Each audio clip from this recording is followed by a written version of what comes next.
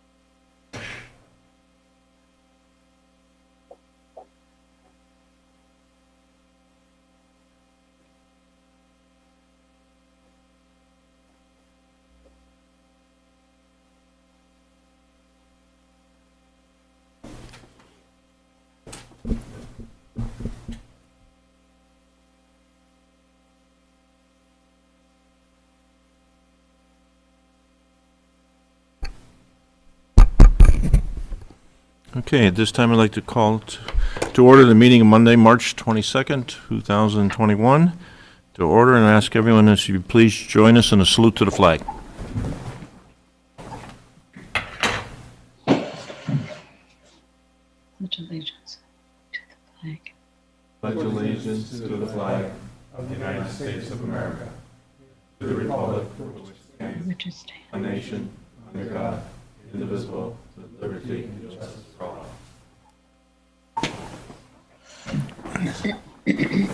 Good evening, everyone.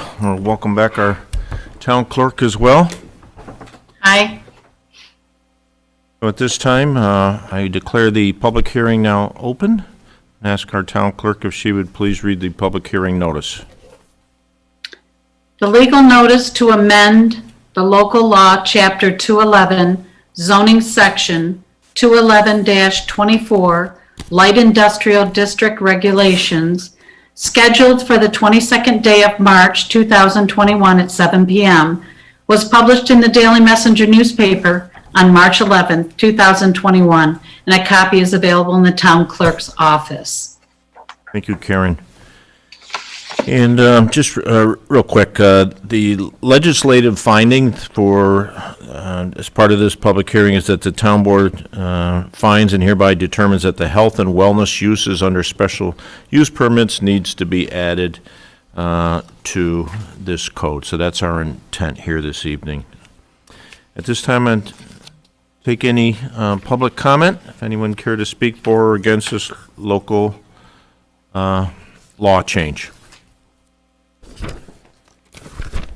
Again, I ask if there's any members of the public that care to speak for or against this local law change. Hearing no comments, motion to close the public hearing. So moved. All those in favor? Aye.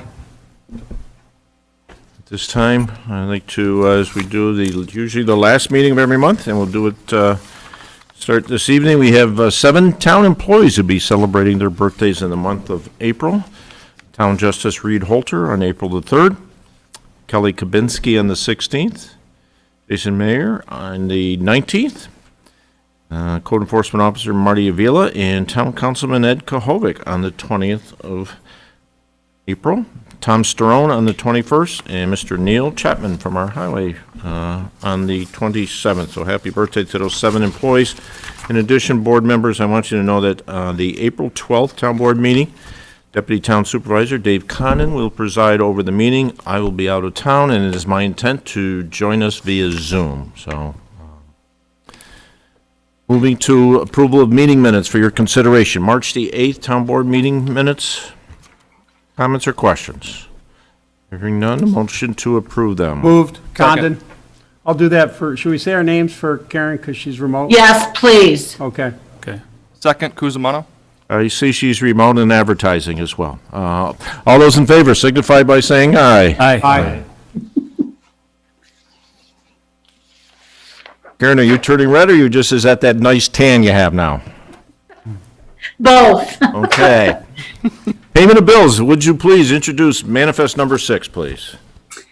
Manifest number 6 for 2021 in the amount of $140,915.32 has been reviewed by the Victor Town Board with the following accounts charged: general townwide, general outside village, highway townwide, sanitary conveyance capital improvement project, the lighting districts of Fishers, Brookwood Meadows, High Point, Cobblestone, Coil Ridge, Rolling Meadows, Stone Lay, and Legacy at the Fairways, S&S Consolidated Sewer Fund, and Trust and Agency.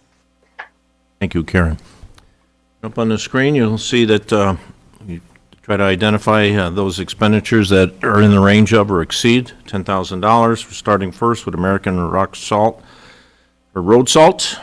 Next is Bluestone Creek Development, April rent for Parks and Recreation. Next is payment to LaBelle Associates for February engineering. Next is B&M International for our April court facility rent. Then final one is payment to MVP Healthcare for April employees and our retirees as well. Total of the above mentioned expenditures is $101,927.86. Total town expenditures minus the previous mentioned expenditures equals $38,987.46. Excuse me. Town board members, any questions on this abstract? Entertain a motion to approve the payment thereof. So moved. Kuzelma. Okay, and Councilman Kohovic as well. All those in favor? Aye. Okay, this evening we have no request for privilege of the floor.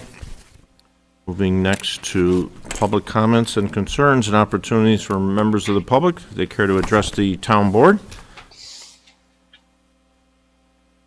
Okay.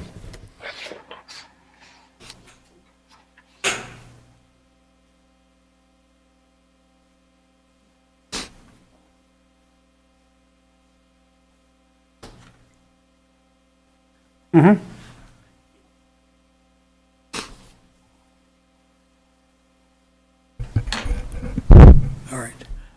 My name is Timothy Brown. I live at 1249 Cork Road in Victor. Is this working okay? Yeah. Okay. I didn't see the light. Anyways, I want to comment on something that's just happened recently. I'm a member right now of two of the boards. I've been there at least 10 years on one of them. The other one, I think, 7 years. The Board of Assessment Review is one of them, and the other one is the Ethics Board. Now, I found out months after somebody resigned, that they resigned, and they were the chairman, and so that was our communication on the Ethics Board. So when I got a letter from Tina saying something like, well, nobody's responding, well, nobody contacted me. Nobody contacted anybody. And so there was an interview process for the Ethics Board that Jack was on, Tina was on, and a chairman from another board was on. And nobody from the Ethics Board that I know of was on that interview, doing the interview process. So therefore, I want to get my name off of that, because not that the person there is very qualified. It's just that I don't like the process, you know, and ethics should have a process. And that's what I was taught when I joined the board. And I don't, again, she's very competent, the very, very good candidate, and that you're voting on tonight. But there was interviews taken also for the assessment board, but at least our chairman was in on that one. So I've never met anybody and on either board that's new to the board. And I'm only 5 minutes away and I'm here a lot. So I don't, getting a hold of me should not be a big deal. You know, I've had the same email address for the last 10 years. So I'll explain. So the interviews was for Board of Assessment Review position. And ethics, too. Board of Assessment Review. Oh. And then what transpired was, one of the candidates had identified in her letter or through the conversation that be interested in serving on that board as well.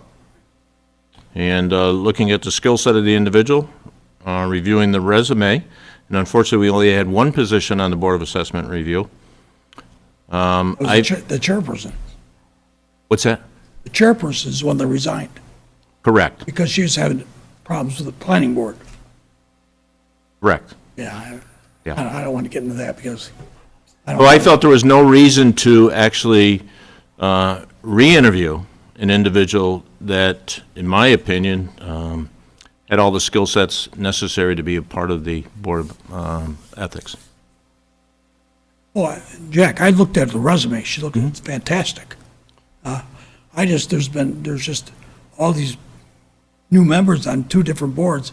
I've never been contacted. I've never gone there. If you don't think I'm capable of doing that, let me know that. You know, I'm Oh, that's not it. still What- competent, but I'm slow.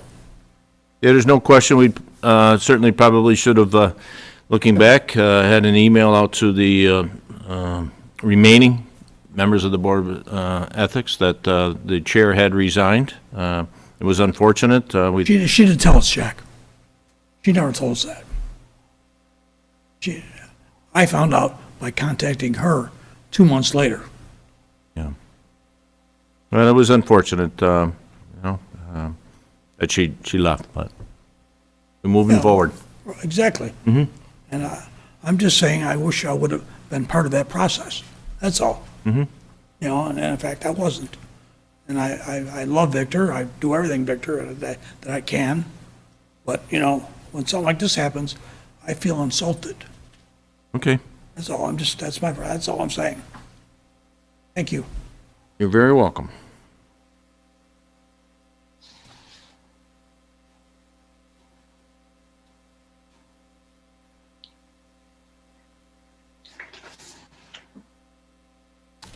Are there any other members of the public care to address the town board? Susie, do you have no one? Okay.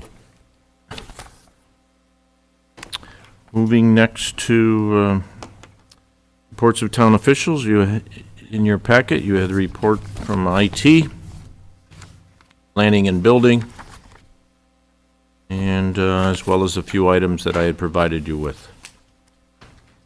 Any questions on IT, planning? Yeah, I do have a few other things. I just want you to know, last Wednesday, our town employees received their first dose of vaccine last Wednesday. Did you receive one? Okay, thank you. Let's see. Swap shop reopening, we anticipate on June 5th. Safety guidelines are being developed between working with our highway superintendent, Casey Page, and Tina. So looking forward to that as well. Recently had a meeting with the Finger Lakes Railroad and with their president, Mike Smith, and then a follow-up with our county staff and attorney there, Art James, and we continue to, I think, make small progress regarding the railroad bed from 251 up until the spur that would go to Victor Insulator. Let's see. In your packet, there is the Fairways town special use permit that was granted in on February 13, 2007. I know this was something that had requested, members had requested, so bear with me. We had talked about the, Frank, the Fairways, as we know it today, is a private golf setting. We go back to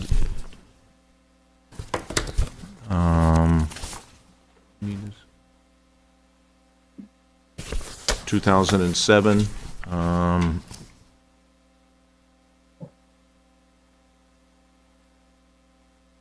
So we met, some town staff, myself, and met with the owners of the fairways.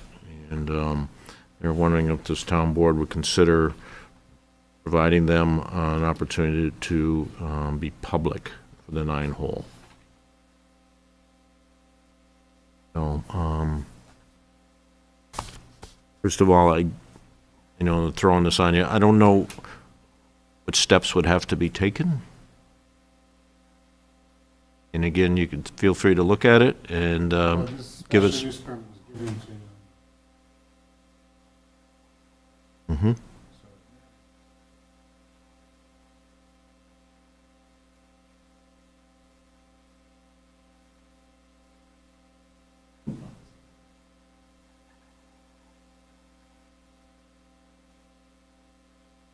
Okay.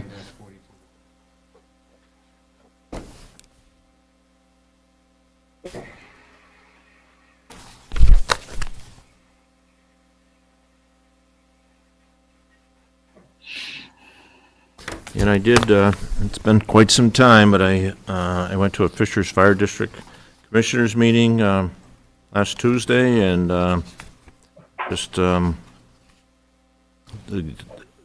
was just disappointed, I guess, that another form of government in our town would, I'm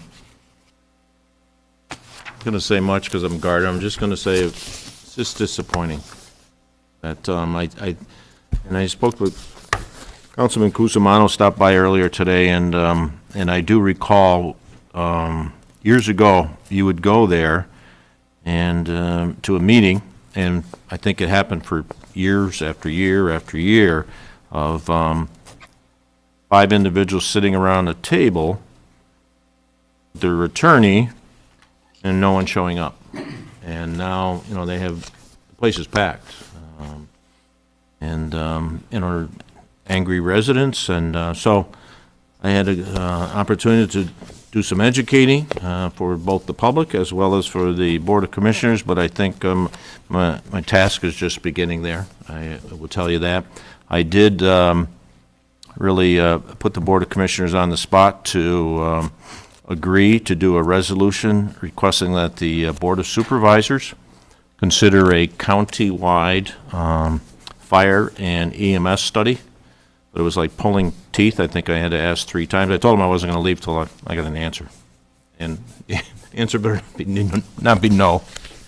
Our next town board meeting, would like our town to do the same, do a resolution of support. I do want a resolution requesting the Board of Supervisors do it, come out this Wednesday at Public Safety for the County Public Safety Committee meeting. I will plant the seed, and then April 1st, next Thursday, full Board of Supervisors meeting, I will talk about it in more detail, and they'll take it up, in my hopes, the next cycle. The county administrator, I spoke to him, he's on board, he understands it. Supervisor Inglesby, speaking to him, he really wanted EMS to be part of it. He cited multiple times, he has a scanner in his house, and on multiple occasions, he'll hear calls for an ambulance from Naples, Honeoye, Canadice, and they're calling for the Canandaigua ambulance and the Finger Lakes ambulance to respond. And, you're calling for an ambulance, there's a life and death matter in many occasions. So it's very troubling. So EMS, and then certainly fire as well. So my thoughts are I was going to ask the village and the Victor Fire Department if they would also do a resolution. Certainly we have different scenario here in our town, but, with many career officers or career firemen in Fishers, and certainly I know Victor's starting that process this year. I think they're going to hire 2. So, let's have a study conducted. Let's see what the results are. And maybe there's benchmarks that'll be put in place as far as, for ambulance first, and then also for career, and maybe the county is then broken up into quadrants as well. What I mentioned, and I'll have more information for you moving forward, but The county, actually, today, or earlier in the meeting, there was a presentation on looking at transfer stations, 5 or 6 of them throughout our county, regional transfer stations for trash, recycling, and things like that. And this is what I shared with the residents and the Board of Commissioners last week. I said, if the county government can look at transfer stations from a regional look, there's no reason we can't look at public safety and EMS in the same light. So, County Administrator, like I said, he's on board. He's actually from, he grew up in this area, but he's from Washington County, so he did mention a few counties that he's aware of this. I did talk to Steve Aquario from NISAC. He's going to give us some information as well we could share. But again, if I can tell you anything, I was just disappointed the way the meeting is run, and it becomes one of these really, after I left, the residents were very, very respectful when I was speaking, and when I left, I guess it didn't take long to deteriorate, and with shouting and one resident yelling, "You're going to have a riot on your hands." So it's just an ugly situation there. But I told them I'll be back in May. I had a couple of action items from that meeting, and we'll continue to try to help those commissioners. They need to do a better job. There's just take our podium away and just put seats here and put people in them, and angry people besides, and what happens? It's chaos. Wes is just screaming out, Tim's yelling out, and that, so there's, spend a few dollars, put a podium there, and it's just disappointing, to say the least. I guess I never, like I said, and Councilman Cusimano, when you pointed that out about, a collection of individuals sitting around a table, I completely forgot about that. And that's exactly what I visualized a number of years ago when I went there and talked about the public hearings I attended. I actually attended a public hearing with our town clerk. We were one of 5 individuals there. And I spoke, and Tim Kinsella spoke as well. And there was, so I will also tell you what I shared with them is to try to support the commissioners. What I told them was, I said, residents, you got to understand something. We all have ownership in this room. So what I did was that I told them, I said, back in 2016, I didn't do a very good job as the chief budget officer for the town, and relying on individuals to monitor fund balances and reserves. But the town turned that corner, but I own that. I have a responsibility. And that year, many of you remember, standing room only in this room, in our town hall. Next year, we do our budget, we got 30 individuals. Next year, 5. Last year, 5. So what does the town board think? Town board thinks, well, they're doing an outstanding job. Board of Commissioners, 2017, myself and Karen are there, 3 other individuals, 2 speak up. They raised taxes $1 that year. The year before, they raised taxes $1. No one shows up. So what do you think the commissioners are thinking? We're doing a good job. Now, 2 years later, you're angry and you're all here. Where were you 3 years ago? Where were you 4 years ago? I pointed to one individual. I said, I remember Mr. Dewey here. He spoke. He said, I don't mind paying taxes because I can't volunteer. How many volunteers have you people brought here? So I did it so those people understood that they have some ownership as a town resident. And I even said, I don't want to hear, I didn't know about the meeting stuff, okay? Because I can tell you, we hear that all the time at the town. We could go door to door, and you tell me you weren't home. My point is, these individuals up here thought they were doing everything right because no one came here. Now you're here, you have their ear, and I'm hoping they're listening. So, a longer detail than you needed to hear, but that was the intent of the meeting. Well, you also mentioned, Jack, that you're going to look at some models that exist maybe out of state as well, right? Correct, yes. The study will not just be New York, it'll be looking at some other states and how they do it regionally in some of their counties. Yes, because this is, no question, this is not a Victor, New York problem by any means. So Councilman Khan and I, we do have monthly coffee meetings with the respective fire chiefs here. And next meeting is April 9th. And Supervisor Englesby is going to join us, and we'll see. We'll grow that into, at some point, it'll be, we'll have some public input and stuff like that, but again, right now, based on, especially after what I saw the other night, we need a calm setting, because there was, actually, it was interesting, there was one resident who's put in a lot of FOIL requests, and even here at Town Hall, and he was, my understanding, really out of control angry, and the resident in front of him turned and just said, you either got to walk outside, or you got to calm down, because that could be counterproductive, that kind of, if you allow your emotions to get to that point, not good at all. So, final item, this coming Thursday, Deputy Town Supervisor and I, and 3 other individuals will be conducting the interviews for the Director of Finance Department, okay? Hopefully we'll reach an agreement that very same day. Now, moving forward, if you look at our meeting schedule, our next meeting would be on April the 12th, and I know we had a goal of trying to get this individual in-house sooner than later. I know Barb is retiring towards the end of May. I think it's May 26th. I may be wrong. It's the last week of May. So my recommendation would be if we come up with a candidate this Thursday, we advertise and hold a special Zoom meeting on Monday the 29th to appoint this individual, then this individual could then give her or his 2-week notice, and we could actually have this individual start on April the 12th. Thoughts on this? The only thing that would, if there was the reason for a second set of interviews, that would be the only thing.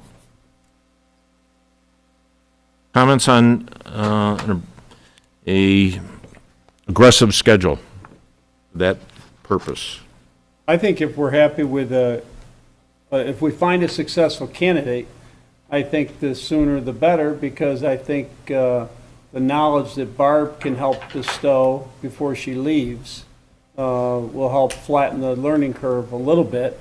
And we also know that Barb is not going anywhere, so we'll still have a resource if we need it, and I think that's valuable too. But I always think and I think she's leaving under her terms, so I think it's a cordial transition. Anyone else comments one way? I agree with, we've talked right along that it's as much time as we can have a new individual spend with Barb while she's here is invaluable. We need to try and do that as much as possible. That should be a goal. If we go the Zoom route, better time of the day. I know, Ed, sometimes during the day is this trouble for you. Better at 5 o'clock, 5:30, 6 o'clock? The later the better for me. 6 p.m.? Yeah, 6 will work. 6 p.m.? Well, okay, like I said, the only thing would change it if we needed a second set of interviews, okay? Susie, 6 p.m., 29th?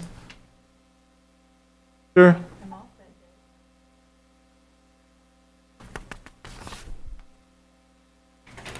Who's your backup? Your backup can do it. Okay? Board members, and I know, Councilman Cusimano, you have a story that you should share here with the town board members, because I think they'll be shaking their heads. The one you spoke of when you called me over the weekend. You were wearing your you were not a town board member when you called me. You were actually a lieutenant in the Fishers Fire District, and you called me. Oh, so, boy. Mr. Peterson that came before us regarding the structure on Modoc Road, we had discussed the procedure for the demolition of it. So I just happened to be on duty in my other position that day and received a phone call that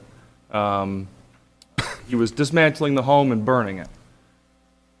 So we were able to correct that issue in the short term, and now it has been referred to the town codes and fire marshal to determine how we can move forward. I live right around the corner from that address, so the home is to the ground. It looks like about 80% of it's gone, and it's been burned. but obviously not the proper mitigation factor. So it was, when I received the phone call saying someone was burning something on Modoc Road, I didn't have to hardly ask where that was occurring. It was- So he was listening at our meeting then, wasn't he? So I guess the good thing is we were able to request that he stop. He did stop, and there is still building and construction materials, on the property there, but there's certainly going to be some continued mitigation that has to occur outside of burning it.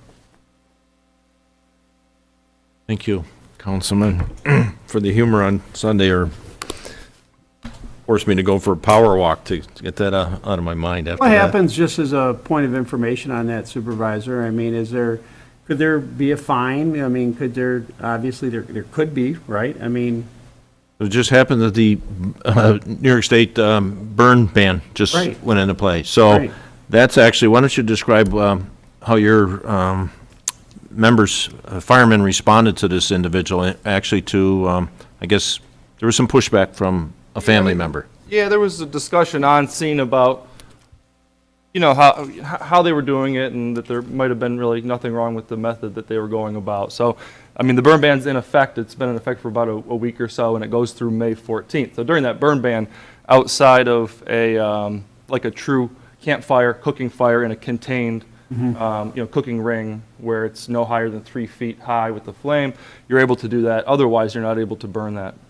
So, I mean, he fell within the burn ban, so that was very easy then to enforce, because it didn't necessarily matter what he was burning, whether it was a legal material or an illegal material, but, you certainly can't be free burning in a pile between now and May 14th. So we were able to enforce that and get some compliance through conversation.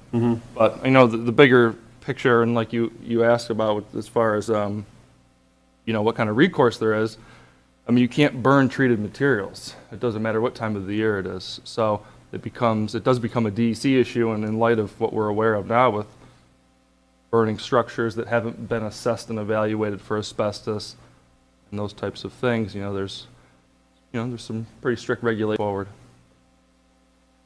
And then in addition, you contacted fire marshal Yes, as well. so he has that report, and typically, I know anything that occurs within the town that relates to firematic stuff, those records always get sent to the fire marshal for follow-up. okay, thanks. Okay.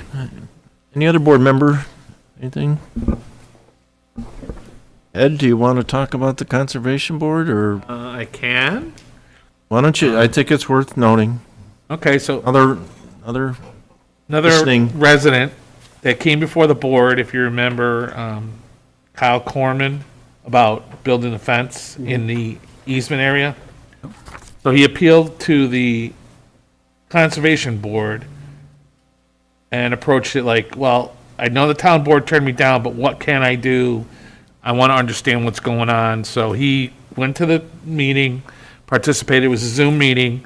The Conservation Board has agreed to go out and walk his property with him to make sure he understands where the easement exactly is, where his property line and that. But they understood that we turned him down, and they understand why we turned him down. So at some point, they will do that with him and hopefully educate him about what he can do. The option obviously is, as we mentioned in the meeting, is you can erect a fence as long as it's not in the easement. So if you bring the fence in the 30 some odd feet, whatever that measurement was, so it shortens up the backyard, yeah, we know that. But again, that protects the easement, keeps him whole, so to speak, if he wants to put a fence up from a safety and, keep the dog from running, he's got area to do that. So, but they're gonna walk it with him and take a look and see what happens. But, they understand that the town board did turn it down. So they know that there's, and they know that they're only an advisory at this point, and they can't overturn, obviously. But, very interesting, he's very passionate about what he wants to do and why he wants to do it, and, nobody's disagreeing with that. But there's gotta be a way around him doing what he wants to do without violating the easement. But we never brought it up when he appeared here. Did he ever explore? Not that I'm aware of. that would take care of the dog, but maybe not the son. Yeah, Oh, he wanted the fence, I thought it was primarily. yeah, no, it was a two-pronged effect, basically. He had the dog that would run and the son. The son following him. So you could take invisible fence through if it was, you know, a grass easement? Could you take that through there? Wes, what do you think? Yeah, The language of the easement, yeah. right. Yeah. Right. It's interesting with these easement issues that are coming up, because some of the lots that are being built are so close to wetlands and some of the places that, I mean, it amazes me that people are buying these lots, wanting to build on these spots that have been approved and have been engineered. And the gentleman that came to us from the Afrani development, he's been doing a lot of work out there. And when I say work, he knows where the easement line is, because he's been out there and I notice when I drive there quite frequently, it's right around the corner from me, he's educating future landowners, because I see him over talking to the people that are looking at some of the other lots, and he's pointing out, you know, what the story is. So it's kind of interesting to see as that unfolds, and I think we're going to see more of that rather than less, because I think, you know, especially if we look at these potential houses up here on County Road 9, those 5 lots that are coming up that are across from Village in the Park, right? That there's not going to be a lot of backyard for those either before they're right into, you know, some wetlands as well. Yeah, we also talked about that piece, the education piece. I mean, you could say buyer beware, but people don't really understand it. Right. And they don't understand That is what, the problem. Yeah. I mean, you would hope that the attorney that's representing the people that are buying these homes, the title, it's gonna show up in the title, abstract, but that they're educating these buyers, hey, by the way, your back 40 is a conservation. right. Because you know the developer and the broker that's selling it ain't gonna say it. And, yeah, we, So there is, I think, education, somehow coming up with an idea of how to educate these buyers. I Yeah. don't know if it's the town. I think Well- the attorney would. yeah, again, I think you're right, it's probably not the town's burden, but the Conservation Board, we talked about, you know, how they put up their, in the newsletter, they have a section.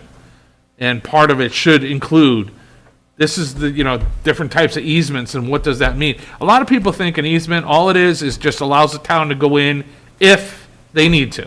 Right. That the town has, you know, can go in. Like a Okay, right of way. correct. Right.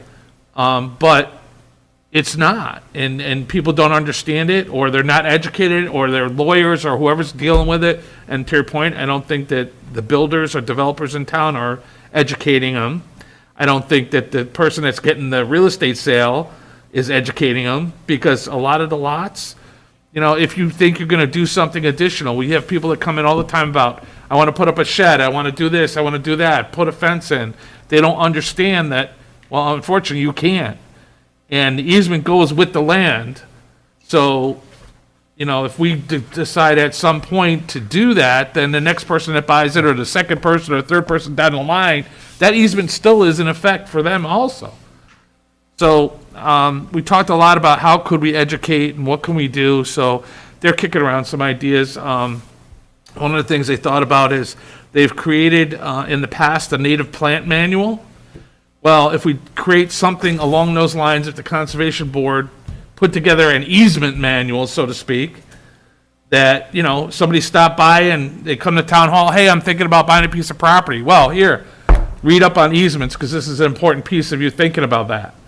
You know, to have something available. That was just one of the ideas that they were kicking around. We were talking about all kinds of stuff. We had a brainstorming session, you know, like, we should make the developer put up an orange snow fence right along the easement line, so before somebody buys it, here's the visual, this is what your yard could look like. You know, when they put up the signs in the front of a development that's going in, it should say easement something on the sign, you know? Could we even do something for perhaps like a Kathy Rayburn, with the real estate agents in town, and have an educational kind of seminar with them? We're just trying to brainstorm ideas to get the word out, so that people understand it before they buy a piece of property, and then later on they realize, I can't do half of the things I wanted to put in a pool, a shed, a fence. Sorry, you can't do any of it. But it may be simpler than, because the agents aren't going to be incentivized. Of course not. They see it as a barrier to them selling. But it could be as simple as in the county clerk's office somehow red flagging a residential deed or some type of title search where it comes out right up front. Usually it's buried. When you look at a title abstract or a deed, it's usually, Can't hear him. most people, including myself, have a hard time finding. So maybe as simple as maybe coordinating with the county clerk's office and see if there's some way to red flag it right up front for a buyer or on the deed or the title that this property is subject to a conservation. Yep. Because, again, in a discussion, then you get people that come before the town board, the ZBA, the planning board, they're appealing, and it's a lot of time that's kind of spent on things that you would have hoped they knew up front. And they didn't, obviously, because that's why they come to us. So it was a good discussion, for sure. Thank you for passing, letting us know on that, and thank you for your leadership with them as well, with the Conservation Board. So, anything else, board members? Okay. Moving to resolutions, starting with resolution number 1. This is out of Parks and Recreation, the purchase of a zero-turn mower. Moved. Condon. Second, Kuzma. All those in favor? Aye.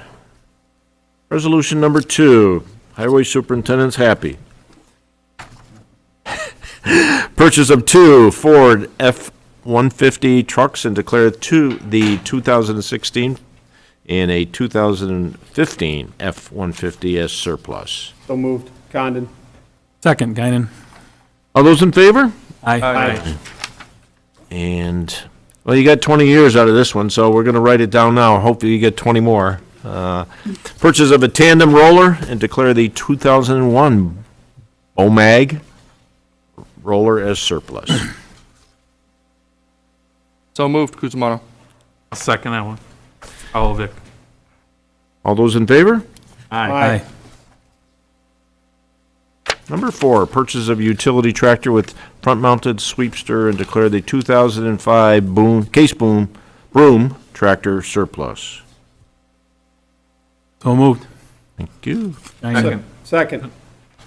All those in favor? Aye. Karen, did you get those? I did. Okay. Resolution number 5, and these are a host of personnel changes out of the Human Resources. This is amending Resolution 172-9, guidelines for all appointed members of the Plan Board and Zoning Board of Appeals and Conservation Board. And highlighted in yellow was what was in place since 2009 and what's being proposed. Questions, board members? So moved, Kohovic. Second, Guinan. All those in favor? Aye. Those opposed? Number 5 is adopted. Number 6, adopt the public employer health emergency plan for the town of Victor. As you can see, this was mandated by Governor Como that all municipalities should do this. I know the county took action 2 weeks ago. So moved. Condon. Second, Kuzma. I have to admit, I know Tina utilized our COVID-19 task force and other members of our a number of our employees as well for recollection of everything that took place. So job well done by everyone. All those in favor? Aye. Number 7, amend the resolution 314-20 layoff. And so just for clarification, as I was reading these, in the third whereas down, bringing back Wilman Townsend, which you'll see in a future resolution. And then down in the last whereas, town board has decided to lay off the following positions. And again, our former deputy town clerk, part-time typist, 2 individuals, and then a part-time building inspector as well. So moved, Condon. Second, Guinan. All those in favor? Aye. Resolution number 8 is to reappoint Wilma Townsend, part-time typist for the historian's office. So moved, Kuzumano. Second, Kohovic. All those in favor?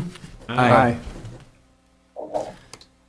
Number 9 is amending Resolution 315-20, unpaid leave of absence granted for the town of Victor positions. Again, we had a number of, towards about 60% of the way down, whereas Resolution 176, so you'll recall the Secretary to the Zoning Board of Appeals, Ms. Kim Reese was brought back. Further down, and the next whereas 4 equipment operators were brought back. And then farther down, next whereas 252, 2 motor equipment operators, that was Mr. Bill Brown and Mitchell Page. And then, let's see, moving to, then we had Lane Brown, he quit. We ended up hiring Stephen Bell. So it's, and then also bringing back soon Mr. Kevin Flagg here as well. So, questions on that resolution? Motion to approve. So moved, Guinan. Second, Kuzumano. All those in favor? Aye. Aye. Those opposed? Number 9 is passed. Reappointment, Kevin Flagg, motor equipment operator, Highway Department. So moved, Condon. Second, Kohovic. Okay, well, Kevin, welcome back. All those in favor? Aye. Number 11 is create the manager of technology support position. So we have to create the position, and then number 12 is the appointment of Susie Mandrino as the provisional manager of technology support, and she will have to take a test for this. So moved, Condon. Second, Guinan. All those in favor? Aye. Aye. And number 12, the appointment of Susie Mandrino as provisional manager. So moved, Kuzumano. Second, Kohovic. All those in favor? Aye. Congratulations, Susie. Number 13, the appointment of Adam Wrights, I think is how you pronounce it. Adam Wrights, Trails Motor Equipment Operator. So moved, Condon. Second, Kuzumano. All those in favor? Aye. And number 14, appoint Gina Cole, temporary part-time typist for the Economic Development Department. So moved, Guinan. I'll second it, Kohovic. All those in favor? Aye. Aye. Those opposed? And I should state, those in the audience and those on the virtual meeting, that you'll recall that we've talked about a 90-day pause that the town board had supported to open up calendar year 2021. That took us right up to April 1. So hence tonight, the resolutions to purchase equipment, that 90-day pause, we wanted to get out in front of it. And these individuals, they won't start until April 5th, but this way our highway superintendent can put in these orders for the equipment as well. So, resolution number 15, the appointment of Board of Assessment Review, Karen Polidori. So moved, Kuzumano. Second, Condon. All those in favor? Aye. Aye. And resolution number 16, appointment of Miriam, and bear with me, contiguously, thank you. Okay. Miriam is with us as well. It's a nice Irish name. That was probably why I got a little How do you tongue-tied. pronounce it, Miriam? Antiku? Sorry, say that. Cantaguglia. Antigua. What part of Italy is that? Yeah, Antigua. Says Calabrese. So moved. Second, Guinan. All those in favor? Aye. It's good to know our attorney. I've been watching the Stanley Tucci. Resolution number 17, 2 out of the supervisor's office. 17 is a referral and set public hearing, referral to the county planning board, and set public hearing for April the 12th at 7 o'clock. So moved. Condon. Second, Kohovic. Okay, all those in favor? Aye. Number 18, declaring the town board's intent to serve as lead agency for amending Chapter 211 zoning, light industrial. So move, Guinan. Second, Kuzma. All those in favor? Aye. Aye. Those opposed? It is approved. Public comments and unfinished business. An opportunity again for members of the public care to address the town board. And Mary, my Supervisor, I'd congratulations like to say you, and something. thank you for wanting to serve our community. I'm sorry, Karen. I know, I can't see anybody. I would like to say something when it's, is it okay now? Yes, you go ahead. I would just like to shout out appreciation to all the volunteers and paid EMS fire districts in Ontario County Sheriff's Department. It was 2 years ago today that without their quick response and medical teams, we would not have our son Nicholas with us today. And it's during these times of financial burden on all these companies and on our residents, but I don't think you can ever put a price on saving someone's life. And their quick response, they were here within 6 minutes, and that's what saved his life. So I just want to say thank you. Thank you for sharing that in that reminder, Karen, and certainly recognizing those individuals that do put their life on the line each and every day. So, thank you. Any other public comments? Okay, I entertain a motion to move into executive session. So moved, Kohovic.